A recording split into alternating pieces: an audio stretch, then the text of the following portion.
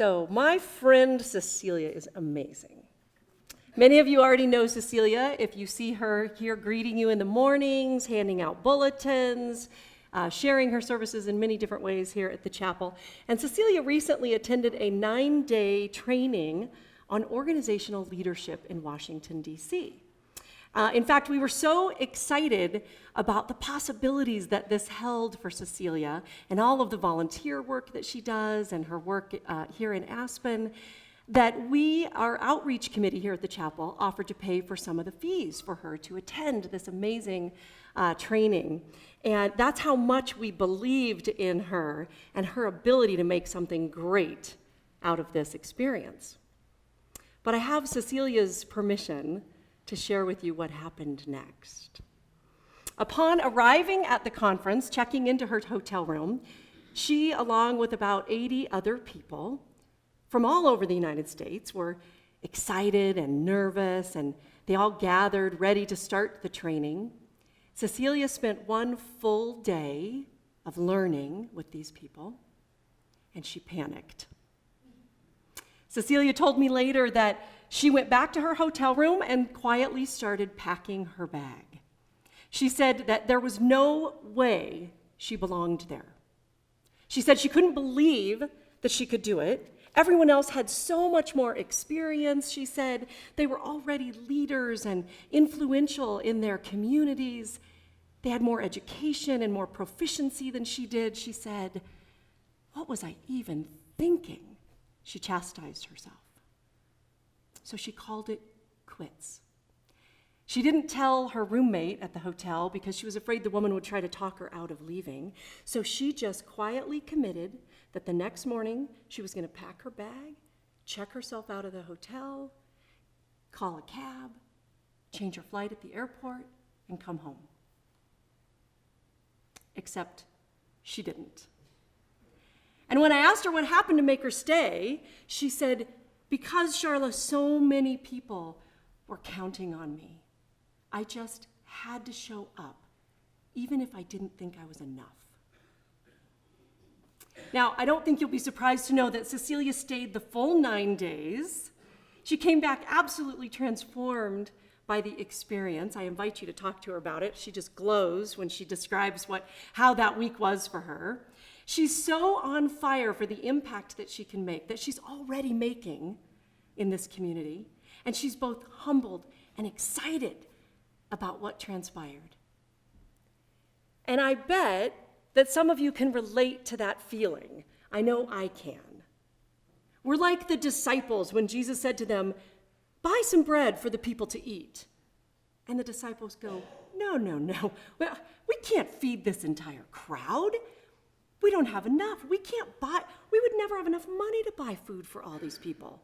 And if we did have food, there's too many of them. It would never go around. And besides, it's getting really late, Jesus. And excuse after excuse. Until finally we say, well, okay, it's not much, it's something, but it's probably nothing. But there's a boy here and he's got some bread, and here. Right? And before you can say, who, me? Jesus has turned your nothingness into something. Meryl Streep, the most recognized actress in history, I think, the most nominated at least, if not the most awarded, said in an interview not long ago that at the start of each new movie, she thinks, why would anyone want to see me in a movie again? And I can't act anyway. What am I even doing? Call it the imposter syndrome, call it low self-esteem, call it a healthy sense of awareness or knowing your own limitations, whatever you call it, we all know that feeling, that sense that I can't possibly do this. I'm just little old me. Who am I to be leading a movement? Who am I to be taking on this big project? Who am I to be starting a business, running for Congress, making some radical shift for my family, moving to a new country, adopting kids, preaching? Who am I to be tending to the massive needs of the world? Who am I to fill in the blank? Well, as Marianne Williamson says, Who are you not to be? I believe we are meant to do things greater than we can even imagine ourselves capable of, but not on our own. In fact, today's reading reminds me that I am not enough. And that's actually good news. Yes, there is a world of hurt out there. There are people who are hungry and hurting and shattered in ways that we don't even know how to begin to help them. And our own tendency is to do what the disciples did and to say, Jesus, it would cost a fortune to feed these people. Or it would take an army to accomplish that. Or I'm just one person. How can I possibly have an impact halfway around the world? But let's take another look at what happened on that grassy hill so many years ago. In short, the disciples came to Jesus with what they had. Andrew, in the midst of his own skepticism, is probably thinking, well, here goes nothing. But he says to Jesus, there's this boy who happens to have 5 loaves of bread and 2 fish. Now, if I'm Andrew, I'm probably also thinking, and by the way, Jesus, 5 loaves and 2 fish is probably just about enough for you and me and the disciples. But regardless of his own skepticism or misgivings, he offers up something. Even though Andrew thinks that it's probably nothing, most certainly not enough, not by a long shot, and Jesus immediately says, have the people sit down and relax. The story of the loaves and the fish is the only miracle that appears in all 4 Gospels, Matthew, Mark, Luke, and John. And in some of them it appears twice, which gives us some sense of the significance of this miracle. And in the Gospel of Mark, Mark actually describes how Jesus not only told the people to sit down, but he organized them in rows, groups of 50 to 100. So Jesus organized them. And then he put the disciples to work, making announcements, giving instructions to the crowd. And then Jesus takes the bread, blesses it, breaks it, and gives it to the disciples to give to the people. Is all of this sounding familiar? It should. It's our liturgy. Liturgy literally means the work of the people. In fact, in our Christian churches, liturgy means the participation of the people for the work of God. Okay, so hold on to that for just a minute, because there's one more thing I want to explore. The scripture says that the men reclined, all 5,000 of them. No mention of women or children. Yet, in one of those other Gospels, it does say there was a crowd of 5,000, not counting women and children. So, if we count the women and the children, and I say, what the heck, let's throw caution to the wind and just count all people, shall we? So if we're to count the women and the children, the number of people there that day to witness this miracle is more probably in the lines of 15 to 20 to 25,000 people. That is a huge crowd that day. And there's something else. Knowing that women then are not so different from women today, there is a very strong likelihood that the women in the crowd showed up with provisions. Because women, you know, that if women and children are headed out to run errands or go shopping or go to the park or the babysitters, they have food. They bring diapers, toys, snacks, bottles of water, frisbees, iPads, whatever it is that they need to get through the day. Admit it, how many of you right now have a little food or some water in your bags? I know you women. So we know that the women carried bags or baskets that day filled with jugs of water or skins with water in it. They had fruit, they had snacks, nuts maybe, some fish, some bread. Scripture tells us everyone was satisfied. The disciples must have been shocked by that. overjoyed and elated, surprised, confused, bewildered, and probably at a loss to explain how 25,000 people were fed. What happened?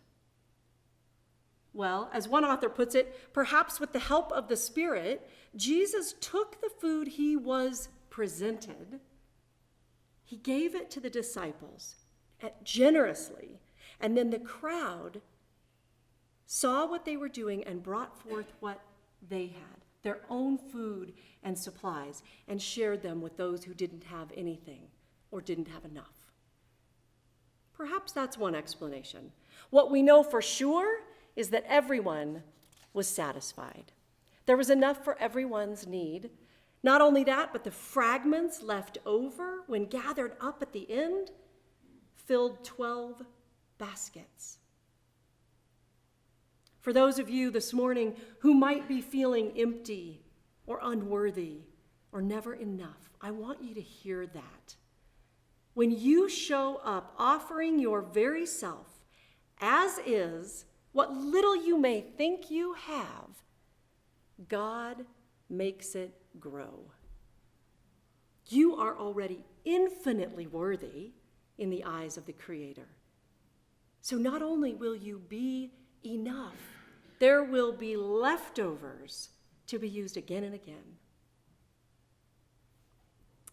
Perhaps the miracle that day was both and.